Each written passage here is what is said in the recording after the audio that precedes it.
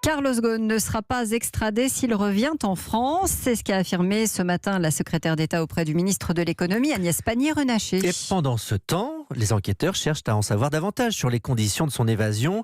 Régis Arnaud est notre correspondant au Japon. Après plusieurs jours de stupéfaction, les autorités montent au créneau avec notamment de premières perquisitions. Les procureurs de Tokyo ont perquisitionné aujourd'hui à l'ex-domicile de Carlos Ghosn pour tenter de comprendre comment l'homme le plus surveillé du pays avait pu passer entre leurs griffes.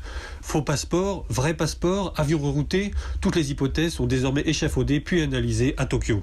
Première découverte, selon la NHK, Carlos Ghosn disposait depuis mai dernier, à la connaissance de son juge, d'un second passeport français, enveloppé dans un sac fermé dont son avocat détenait la clé. Lui a-t-il servi à passer l'immigration japonaise, la turque, la libanaise ? Le ministère des Transports a confirmé qu'un jet privé était parti d'Osaka le week-end dernier pour atterrir à Istanbul, sans indiquer qui était à bord. 5 jours après son apparition surprise à Beyrouth, on commence timidement à lever le voile sur les circonstances de son voyage clandestin de 9000 km jusqu'à Beyrouth. Tokyo, Régis Arnaud, Europe 1.